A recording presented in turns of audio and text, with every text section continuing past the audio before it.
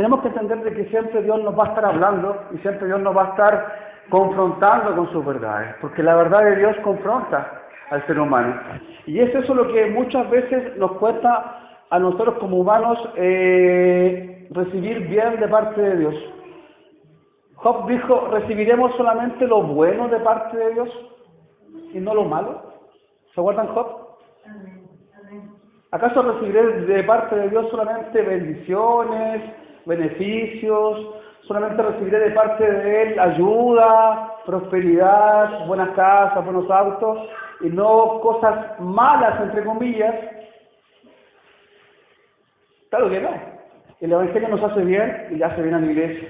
Y es bueno que este día domingo estemos todos acá haciendo pública la fe nuestra. Porque esa es la forma en que el cristiano hace pública su fe. ¿Sabe cómo es? Es congregarse. Si usted se congrega, usted está haciendo pública su fe ante la sociedad, ante el lugar donde esté la iglesia, usted hace pública su fe. La gente puede decir, esos de allá son canutos, no importa. Aunque sabemos que los canutos, ¿y por qué no dicen así? Es porque un predicador habló acerca de estas verdades también. Así que, hermanos, les quiero invitar ahí a que usted pueda abrir su Biblia en el Evangelio de Marcos, capítulo 10. Vamos a leer del verso 1 hasta el verso 12.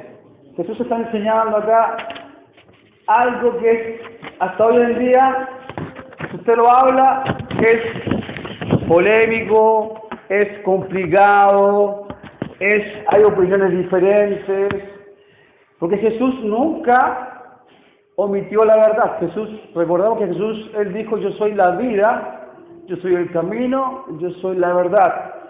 Jesús nunca escondió una verdad para no quedar mal con la gente, por ejemplo, y nunca Él se cayó una verdad para quedar bien delante del emperador o de los que estaban a cargo en aquel entonces.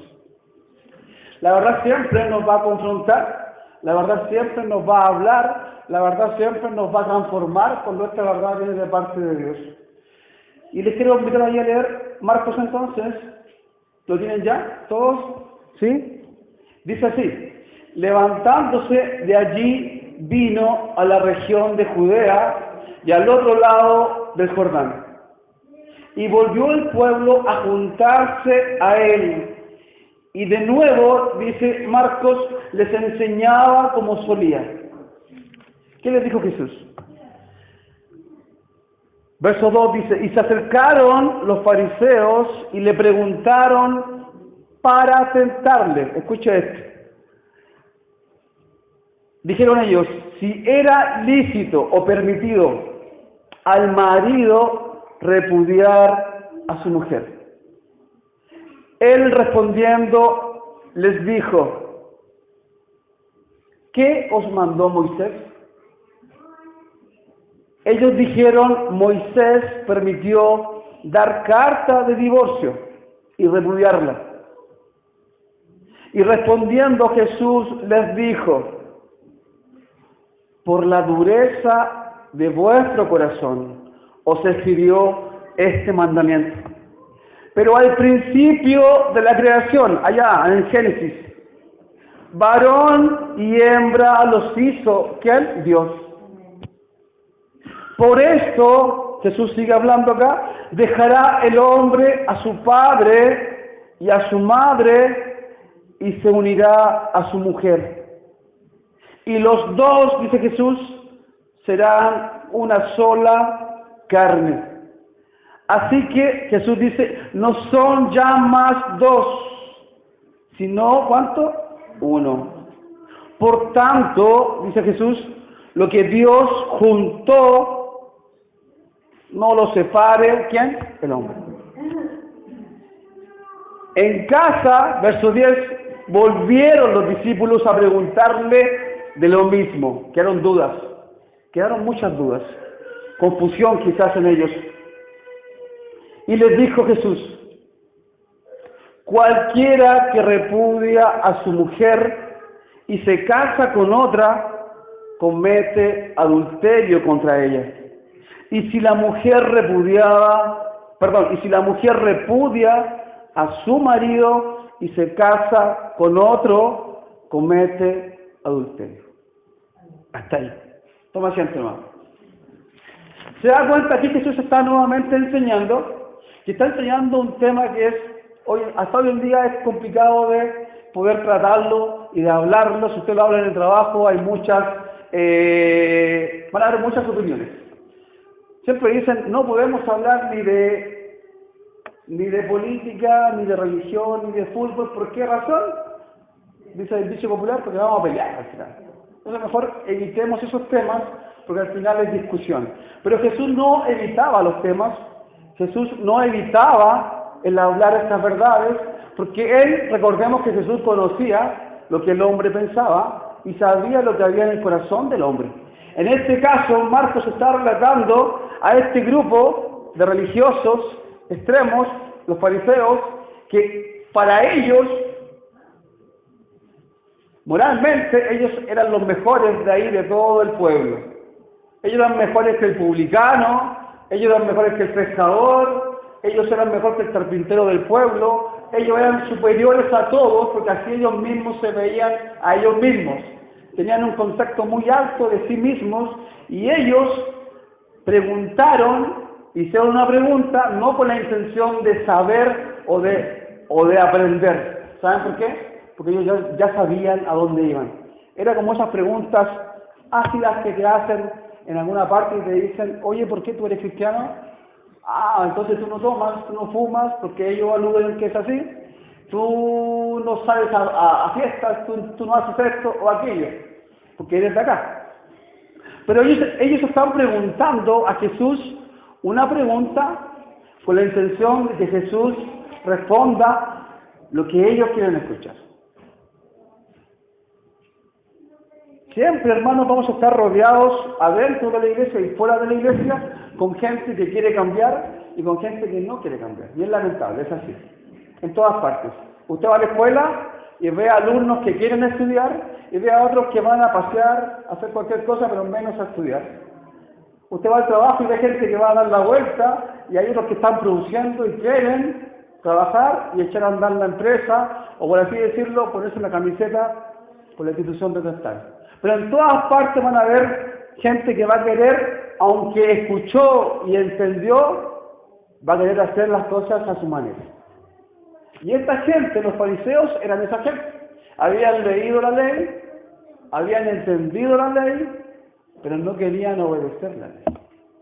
Y eso es lamentable, de que tú puedas leerla, de que tú puedas estudiarla, y que aún entendiéndola, no quieras obedecer. Eso es grave. Entonces Jesús se pone enfrente a ellos y, conociendo que la pregunta venía con la intención de tentarle, Él responde estas palabras. Aquí Marcos está hablando que Jesús venía ya hablando anteriormente muchas cosas, de que Él era el mayor, también había hablado que el que no está contra ustedes es por ustedes, y también había hablado de que pobre de aquel que haga caer a uno de estos pequeños, porque es mejor que una piedra de molino se le pusiera en el cuello, ¿no es cierto? Y después de eso sigue Jesús enseñando, porque Jesús enseñaba y también hacía, o hacía cosas, pero lo que hacía Él también lo enseñaba. Hoy en día, mucho más hoy en día que tenemos tantos recursos bíblicos y tanto apoyo bíblico, podemos entender mejor el texto y entender un poco lo que pensaban unos y otros, y podemos entender también que Jesús estaba en una posición incómoda. No sé si tú alguna vez has estado en una posición incómoda con tus amigos, cuando te hacen preguntas difíciles y te dicen, oye, ¿se puede abortar, hijos? ¿Qué dice tu iglesia? ¿Y qué dice tu iglesia de la venida del Señor? ¿Viene o no viene el Señor? ¿O qué dice tu iglesia de la marca de la bestia? ¿O qué dice tu iglesia de hay vida después de la muerte? Ellos lo atribuyen a una iglesia, a un grupo de gente.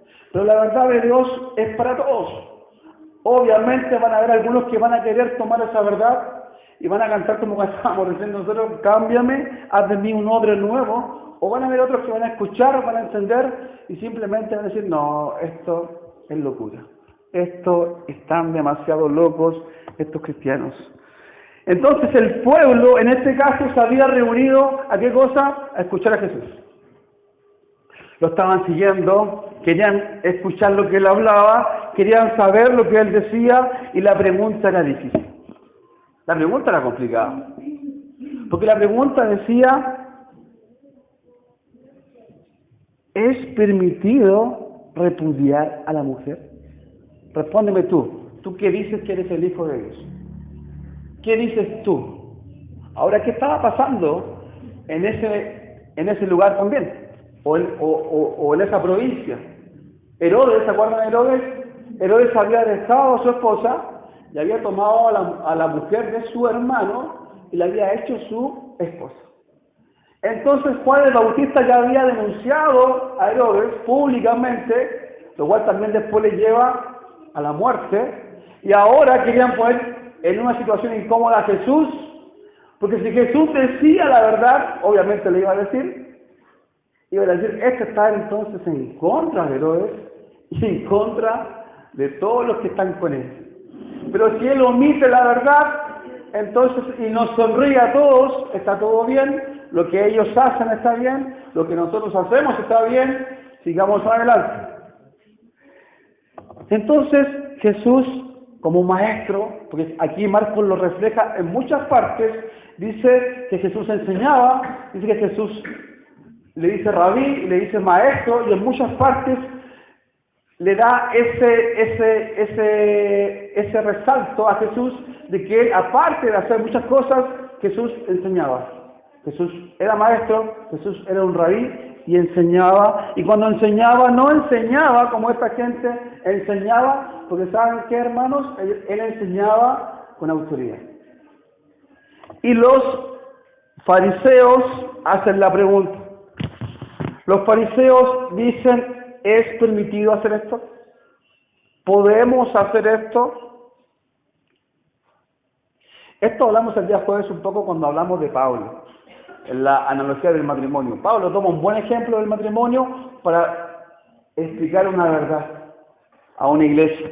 Y aquí también Jesús se ve enfrente a esta pregunta y Jesús les dice, con otra pregunta, ¿qué les mandó Moisés?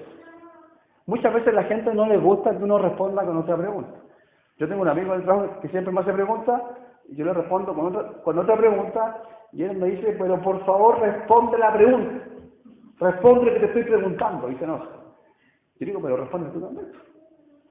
Pero Jesús respondía a veces abiertamente, y a veces respondía con otra pregunta, para también poner en una situación incómoda al que preguntaba. Porque él sabía de dónde venía la pregunta, y sabía que ellos a Moisés lo tenían como un orgullo nacional, a Abraham como un orgullo nacional, y ahora dime tú, ¿qué te enseñó a ti Moisés? Le está diciendo Jesús a ellos. Y ellos dicen, permitió dar carta o certificado de divorcio y repudiarlos. Eso responden ellos. ¿Y saben qué responde Jesús? Me gusta cómo es Jesús. Jesús confronta y dice, por la dureza de su corazón, escribió este mandamiento. O sea que no fue una idea de Moisés, sino que fue algo que a Moisés se le dio revelado para que él escribiera, pero ¿por qué razón? Por la dureza del corazón. Se da cuenta que muchas cosas que el hombre acarrea para su vida y su familia, no es por culpa de Dios, no es por culpa de la iglesia, cuando se congrega, es por culpa de la dureza del corazón del hombre. Por la dureza del corazón del hombre, muchas veces nosotros somos afectados por cosas que nos llegan, porque hay una razón. Al malo, por ejemplo, lo va a alcanzar la maldad. Al pecador lo va a alcanzar su pecado. Pero como decía Bastián recién, nosotros estamos libres ya, porque Él nos liberó en su justicia, Él nos hizo libres, y ahora somos libres para venir a Él y cantar a Él y alabarlo a Él y adorarlo a Él, porque Él venció en nosotros y nosotros en Él hemos sido justificados. Pero recordemos que el hombre, cuando nace, ya nace siendo culpable. El hombre no es una víctima de nadie, el hombre nace siendo culpable, según lo que hemos estudiado en Romanos, y Dios viene al rescate del hombre, a justificar al hombre en la justicia de Dios. ¿Recuerdan eso? Entonces aquí Jesús está siendo confrontado con gente que conocía la ley. O sea, aquí la gente que está preguntando no era gente mundana, por así decirlo, o pagana, era gente que conocía la Escritura y les dice, ¿qué dices tú? Y él le dice, ¿qué les dijo Moisés a ustedes? Ellos responden, Jesús los confronta, y Jesús saca un mandamiento del Génesis, y él dice, pero al principio de la creación, varón y hembra los hizo. ¿Quién los hizo? Dios. Aquí podríamos hablar también de otro tema, de que no hay ideología de género, de que no hay, que es XX o XY, de que es biología y que no es ideología. ¿Se da cuenta? La Biblia nos habla de todas las cosas. Nos habla de que hay una creación en un principio por parte de un Dios que creó al hombre y a la mujer y los creó con qué propósito, con que ambos estuvieran juntos, porque Él también creó el matrimonio, Dios en el principio, para que estuvieran juntos y juntos para siempre. O sea, Dios no creó el divorcio. Dios, si usted quiere preguntarle al texto, o preguntarle a la Biblia, o preguntarme a mí qué opina Dios del divorcio, yo les digo, hermanos, que Dios no está a favor del divorcio. Esa es la respuesta. Dios no está a favor ni apoya el divorcio. Incluso lo condena. Y Dios es claro en la respuesta. Él dice, y termina explicándole a los discípulos aparte lo que a los otros no les dijo en público. Les dice, cualquiera que repudia a su mujer y se casa con otra, comete adulterio contra ella. O sea, la verdad, por eso es que siempre la verdad nos va a incomodar. Porque si estamos haciendo las cosas bien, pero si estamos haciendo las cosas mal, cuando venga la verdad de Dios por parte de la Escritura o de algún predicador, la verdad te va a incomodar, la verdad te va a molestar, la verdad te va a enojar. A mí me ha pasado, por eso que le digo que es así. Si a usted no le ha pasado, o sea, está haciendo todo bien. Pero si la verdad te molesta, si la verdad te incomoda, si la verdad te hace salir del templo, Dios te está hablando. Por su palabra. Porque Dios habla por su palabra. ¿Recuerdan Pablo en Hechos cuando decía, ¿por dónde habla Dios? Él decía, Dios habla por su palabra. A los griegos les hablaba ahí, donde ellos creían que se revelaban los dioses del Olimpo, pero a nosotros los cristianos Dios nos habla y nos habla por una sola fuente, y la fuente es su palabra. ¿Se da cuenta?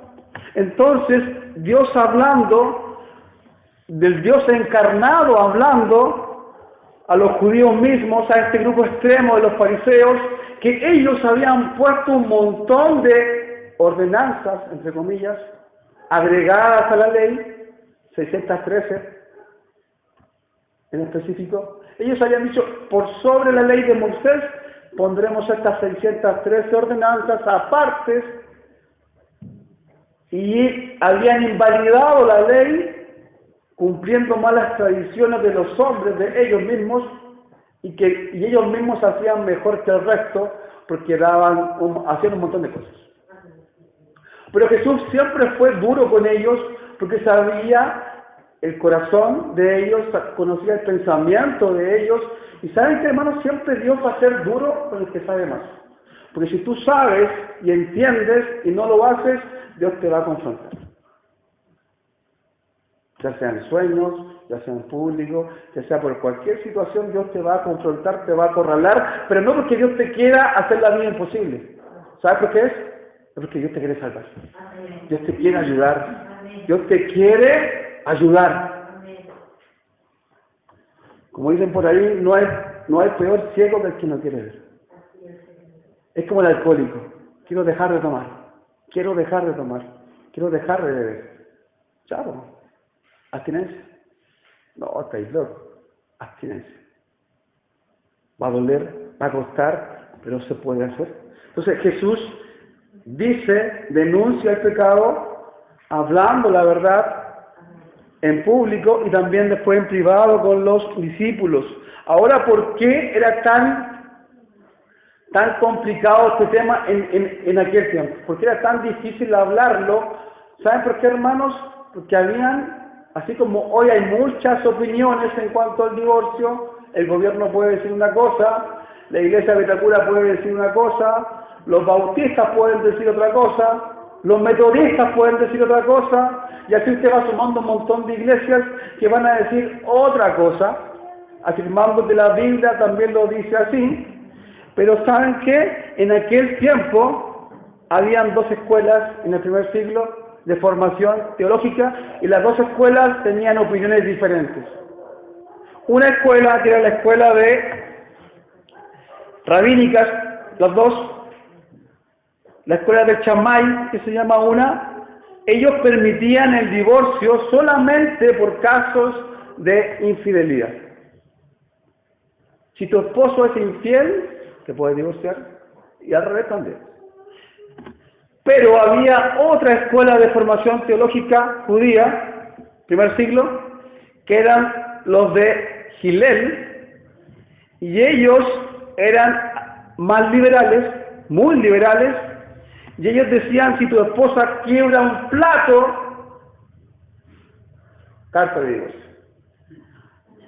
A ese extremo.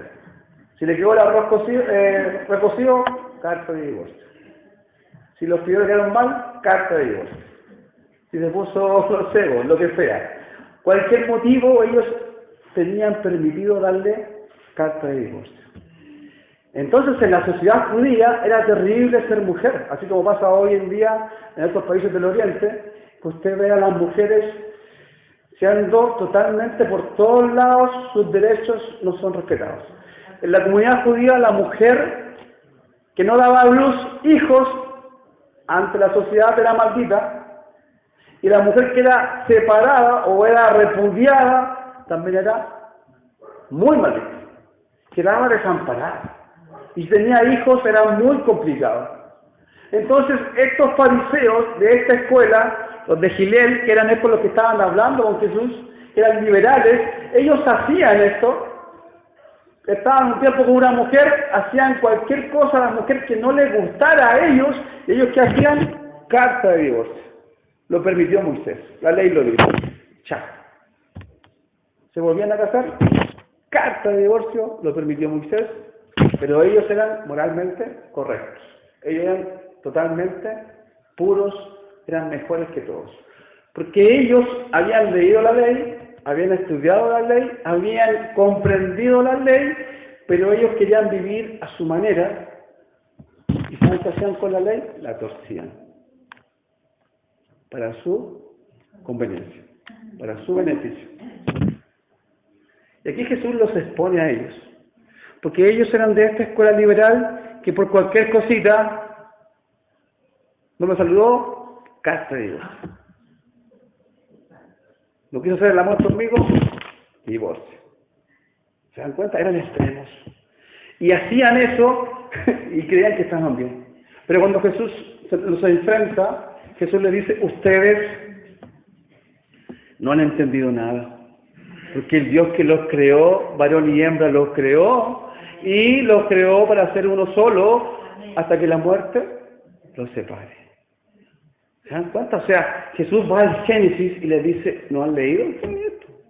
¿Ustedes no entendieron esto? Ustedes que leen la ley, que interpretan la ley, que la recitan en las plazas, no lo hacen.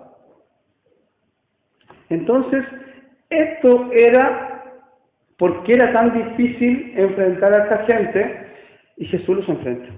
Jesús les dice, ustedes están torciendo la ley para vivir una vida totalmente peor que un pagano. Porque ustedes la conocen. Y es terrible que alguien conozca la ley de Dios y viva a los francinatos, a su manera. Es terrible eso. Porque así no vamos a entrar en ninguna parte. Así no hay cielo para ti si vives así. Pero si tú te vuelves al Señor, Y si tú eres un odre nuevo, como cantábamos recién, porque yo entiendo que hay cosas que no podemos cambiar. Yo entiendo que hay cosas que yo no puedo cambiar en mi vida, yo lo sé, cuáles cosas no puedo cambiar, y sé que debo de ir a Dios para que Él me ayude a cambiarlas. Porque si yo sigo viviendo así, voy a vivir torciendo mi vida o torciendo la escritura. Es como el buen abogado que cuando conoce bien la ley, ¿sabe qué hace? Con un poco de plata por bajo de la mesa, él la tuerce o la omite. Esto no lo voy a decir porque no me conviene, esto sí lo voy a decir porque me conviene. Entonces ellos eran expertos en la ley, pero la torcían a su manera, para su conveniencia, para su beneficio, y se mostraban a la comunidad íntegros y mejores que todos. ¡Qué terrible! Por eso que muchas veces Jesús les dice hipócritas, y les dice un montón de cosas, porque ellos hacían esto. O sea, cualquier razón les era suficiente a ellos para divorciarse. Y decían cumplir la ley. Lo más terrible. Ahora, ¿cómo pensaban la gente más adelante? Estas eran estas dos escuelas, pero más adelante, la comunidad de los rollos del Mar Muerto, ¿han escuchado hablar de los rollos del Mar Muerto? ¿Han encontrado rollos en vasijas allá en el Mar Muerto, en cuevas, que están los textos de Salmos, de Jeremías, de muchos profetas? Han encontrado fragmentos de los rollos de muchas partes de libros de la Biblia que están ahí guardados en vasijas de barro, y han quedado guardados por muchos años, y los arqueólogos han encontrado esas vasijas y se dan cuenta que son textos bíblicos, libros o porciones de libros que están ahí, que alguien guardó en vasijas de barro y se mantuvieron en el tiempo, y la han encontrado hasta hoy en día. Y esa gente que vivía ahí también era extrema, pero extremadamente conservadora, porque querían vivir de una forma más pura que la sociedad en la cual ellos vivían. Entonces esta gente se fue de la ciudad, por así decirlo, y empezó a vivir ahí, y ellos, ¿saben cómo pensaban y cómo veían el divorcio? Lo veían igual que Jesús lo estaba planteando aquí. Ellos también tenían como por norma Génesis 1:27, varón y hembra los creo. Y ellos también decían, los de la comunidad de los rollos del Mar Muerto, acá más adelante, ellos decían: un hombre casado de nuevo comete 2 veces fornicación.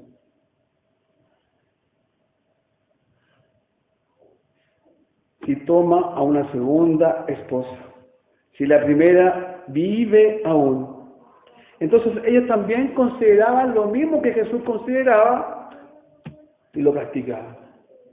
Ahora yo conozco a un pastor, y esto es cercano, un pastor de La Serena, que él estuvo casado, y ¿saben qué pasó, hermanos? La esposa lo dejó porque él se dedicó a la predicación, porque él había sido, antes de ser pastor, obviamente en un tiempo no fue creyente, pero después en algún momento de su vida se hizo creyente, llegó a ser pastor, y la esposa lo dejó. Se avergonzó de él por ser él pastor. Y él, ¿qué hizo? Dijo: yo no puedo volver a casarme porque mi esposa vive. La Biblia dice que no puedo hacerlo y no lo voy a hacer. Y yo le decía: pastor, pero vuelva a rehacer su vida. No puedo hacerlo. Decía: mientras ella viva, yo no puedo hacerlo. Entonces, él también se afirmaba en esta verdad que le estoy dando a ustedes ahora aquí, entendiendo de que Dios los creó, y los creó para ser uno y para vivir siempre hasta que la muerte los separe. Entonces, cuando Jesús enfrenta a estas personas, él sabía que detrás de esto había sufrimiento, porque obviamente el pecado siempre va a traer sufrimiento. El pecado siempre va a traer al ser humano, le va a traer, como dicen en Chile, una cola larga. Cola, problemas. ¿Quieres vivir en pecado? El yugo es pesado, ¿no? ¿Quieres vivir en santidad? Te va a costar, sí, te va a costar, pero hay bendición. Hay bendición. Dios bendice. Pero Dios nos envía a todos y nos dice a todos los cristianos de hoy, les dice lo mismo que le dijo a los Efesios ustedes vivan como luces, como lumbreras, vivan como lumbreras en esta sociedad, en esta generación mala. Ustedes deben ser mejores, ustedes deben ser diferentes, ustedes deben alumbrar. ¿En qué sentido? Que sus vidas sean ejemplo y que los demás digan, yo quiero ser como ellos, quiero vivir como ellos, quiero andar como ellos, quiero pensar como ellos, yo quiero ser como ellos. Entonces había sufrimiento, porque si la mujer quedaba sola y tenía hijos, este hombre que la había dejado, ¿ustedes creen que se hacía cargo de eso? ¿Ustedes creen que pagaba algo de los hijos, los gastos o algo? La mujer ya nadie quería tomarla porque era repudiada. Ser repudiada era terrible, entonces nadie quería tomar a esa mujer repudiada. Ahora si alguien la tomaba y el hombre que ya la había dejado quería volver a tomarla, porque él decía, claro, si es mía, yo la repudié, yo la dejé, la voy a volver a buscar. También la carta de divorcio o el certificado de divorcio daba esa protección a la mujer y los hijos, y en caso que el hombre quisiera volver a jugar con ella, de volver a tomarla y traerla. Entonces era como un salvoconducto para la mujer, la mala actuación del corazón del hombre. O al revés. Bueno, Pablo más adelante a los corintios también le dice, o sea, en la iglesia de Corinto había muchos problemas dentro de la iglesia sexuales que pasaban, y Pablo fue claro en decir, solamente separación por causa de infidelidad. No hay otra razón. Ahora, si ustedes la quieren perdonar, puedes hacerlo. Es tu decisión. Pero si quieres dejarla, por ese motivo, la puedes dejar, dijo Pablo. Pablo también era categórico y radical en sus verdades. Pero él lo decía así. Ahora, entendamos, hermanos, que Dios creó el matrimonio, en primer lugar. Dios lo crea. O sea, antes que Dios crea la iglesia, Dios crea el matrimonio. O sea, la primera institución creada por Dios es el matrimonio. Él lo creó, no es invento de nadie, de ninguna sociedad moderna, ni tampoco de ningún gobierno. Muchos, cuando yo me iba a casar, mi papá me decía, oye, convive, no convive, si todos conviven, es fácil, si no funciona la dejáis y listo. Papá, no, dije yo, ¿cómo voy a convivir? Dios dice, casamiento. Casamiento. Y si usted me hace escoger entre usted y Dios, usted sabe a quién voy a escoger. Si se va a enojar conmigo, enójese. Pero yo me caso. No, estáis muy joven todavía, tenéis que trabajar, tenéis que estudiar, tenéis que seguir haciendo cosas, estáis recién saliendo al mundo laboral, estáis muy inestable. No, convive, mi papá. Yo no, papá. Me caso. Y hasta el último minuto, mi papá me hablaba luego y me decía, ¿estáis seguros? Y si no llega, y si te deja aquí, veamos para abajo. Pero ¿saben qué? Muchas veces los más cercanos te dirán, haz esto otro. Y ese consejo quizás no va a ser el consejo que Dios da en su palabra. ¿Quieres un buen consejo? Abre tu Biblia. Ahí está el mejor consejo. El que te va a hacer bien, el que te va a dar vida, el que te va a dar salud, el que te va a dar prosperidad. La prosperidad no es mala, hermanos. ¿Saben por qué? Porque Dios prospera a quien Él quiere prosperar. Y Él bendice a quien quiere bendecir.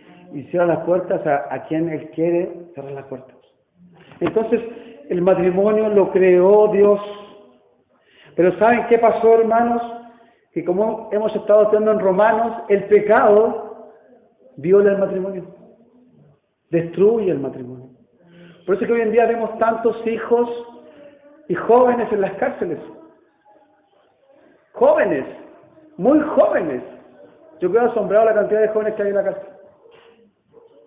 Y cuando hablo con ellos, ¿saben qué? ¿Saben qué? Encuentro en la historia de todos ellos que son hijos de padres separados, o que son hijos de padres que nunca conocieron, o que son hijos de padres que los abandonó al nacer.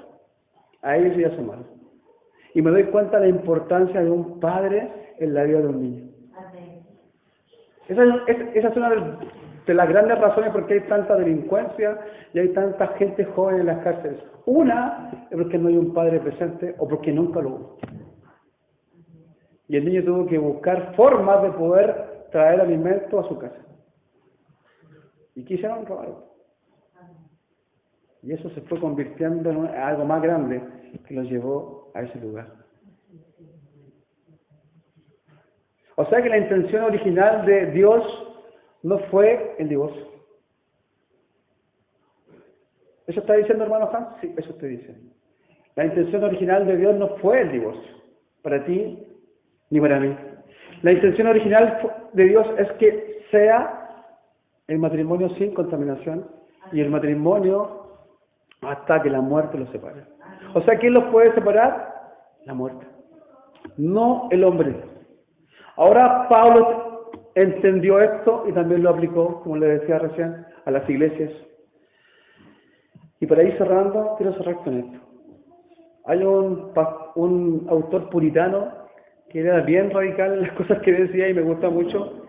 Él decía, mata tu pecado o tu pecado te matará. ¿Se da cuenta? La verdad.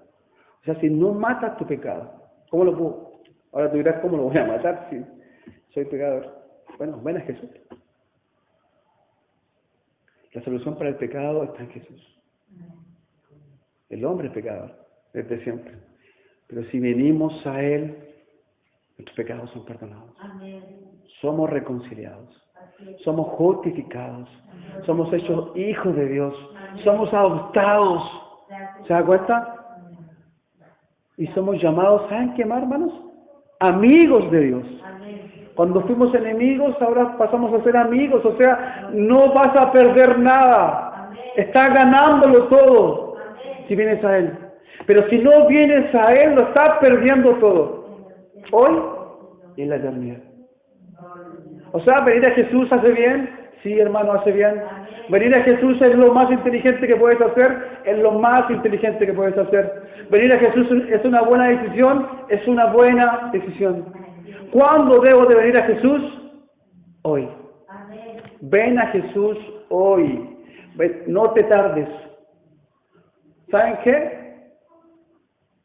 Un hombre dijo, lo único que entiendo de todo esto, dijo, es que yo soy un gran pecador, dijo él, en manos de un gran Dios que me ha perdonado. No hay pecado que Dios no pueda perdonar, pero tú debes de venir a Él y entregarte, arrepentirte y entregarte. Entrégate. Haz las paces con Dios. Y Dios va a traer orden a tu vida, bendición a tu vida. Hay temas que obviamente son difíciles de tratar, como el aborto, como la eutanasia, pero también les puedo decir que Dios está en contra de esas cosas. Y la iglesia tiene que ser la voz de Dios en la tierra, hablar estas verdades, porque si las callamos, hermanos, tenemos a Dios en contra. Tenemos que hablar todo el consejo de Dios. Porque saben que, hermanos, las palabras de Dios alumbran. Imagínate este lugar oscuro, completamente oscuro. La verdad de Dios alumbra, ilumina, trae claridad, incluso a los sencillos, a los más sencillos. Les trae claridad y le abre la mente y les hace entender las verdades. Muchos han entendido, como decía Arsenio Bastián, me acordé de algo. Un hombre entendió solamente por ese texto que él citó, Juan 3:16, que él estaba perdido y que Dios había venido a salvarlo. Le dijo, pastor, chato, estamos perdidos. ¿Usted ya se entregó? Sí, yo me entregué. Yo me entrego a decirlo. ¿Se da cuenta que es fácil entender? Tenemos que obedecer. Ahí donde está, póngase de pie, vamos a ir cerrando ya. Le invito a cerrar sus ojos. Siempre la palabra, cuando es predicada, Dios espera que tú reacciones a esa palabra. Yo no sé cómo tú vas a reaccionar a esta palabra. Yo no sé cuál es tu respuesta a esta palabra. No sé si te incomodó, no sé si no te gustó, no sé si quizás no era lo que tú esperabas hoy. Pero ¿saben qué, hermanos? Dios habla Y Dios nunca va a tapar algo para seguir sonriéndole a todos como los políticos. Dios no es un político, Dios es Dios. Y Dios siempre va a hablar y va a confrontar el error y siempre va a confrontar el pecado. Aunque no nos guste, Él nos va a decir las cosas y no nos va a gustar. Pero ¿saben qué, hermanos? Hay solución para eso. Señor, te doy muchas gracias por tu palabra. Obviamente no son los sermones que nos gustaría predicar, pero sí debemos predicar toda tu palabra. Ayúdanos a entender que si leemos, si estudiamos, si entendemos tu palabra, debemos hacer lo siguiente, que es obedecerla. Porque no sirve de nada leerla, no sirve de nada estudiarla, ni menos entenderla si no la vamos a aplicar. Ayúdanos a aplicar tu palabra hoy. Yo no conozco la vida de mis hermanos. Yo no conozco sus vidas personales, íntimas, Señor, pero tú sí conoces a la iglesia que está hoy aquí puesta de pie, Señor. Te pido, Señor, que por el poder de tu palabra traigas liberación a mis hermanos y hermanas. Que por el poder de tu palabra y por tu Santo Espíritu traigas convicción de pecado. Señor, traigas al pecador a ti hoy, Señor. Que traigas perdón a la iglesia. Que traigas sobre ellos bálsamo, refrigerio, Señor. Si hemos estado equivocados en nuestra forma de vivir, te pido hoy, Señor, que traigas orden a nuestras vidas, Señor. Hoy es el tiempo de ordenarnos. Hoy es el tiempo de hacer las cosas bien. Hoy es el tiempo de cambiar nuestras vidas. Y como cantábamos recién, Señor, te pido que nos hagas un odre nuevo. Cámbianos, Señor. Transfórmanos, Señor. Transfórmanos, Señor. Que tu presencia, Señor, como cantábamos recién, nos inunde. Nos inunde. Nos quiebre ahí donde estamos, Señor. Nos haga temblar, Señor. No de miedo, sino que de eso sublime que eres tú. De eso hermoso que eres tú. De eso lindo que eres tú. Porque tú no le haces mal al hombre ni a la mujer. Tú le haces bien al hombre y le haces bien a la mujer. Tú no estás en contra de la mujer ni del hombre. Tú quieres que el hombre venga a ti para ser bendecido. Hoy venimos a ti, Señor. Venimos a ti, así como somos. Venimos a ti, nos presentamos a ti delante de este altar y aquí, Señor, enfrente de esta congregación, Señor. Tú nos conoces, somos humanos, fallamos, nos equivocamos, Señor. Tomamos malas decisiones, Señor, pero queremos cambiar. Queremos ser transformados, Señor. Queremos ser nuevos. Y tú puedes hacerlo. Hazlo, Señor, hoy en mi vida. Hazlo también en mi vida, en mi familia, en mis amigos. Hazlo en mi comunidad. Hazlo aquí en la parte alta, Señor. Transforma las vidas. Confronta el error. Te pido, Señor, que traigas luz a través de tu palabra, Padre. En el nombre de Jesús, entendemos, Señor, que si tú nos perdonas, también olvidas estas cosas que has perdonado, Señor. Te damos muchas gracias, Padre, en el nombre de Jesús, que tus hijos vuelvan a casa bendecidos, vuelvan a casa perdonados hoy, vuelvan a casa transformados hoy por ti, Señor. Te lo pedimos en el nombre de Jesús. Amén y amén, Señor. Para tu gloria, para tu honra, para tu alabanza, será todo esto. Amén. Ya.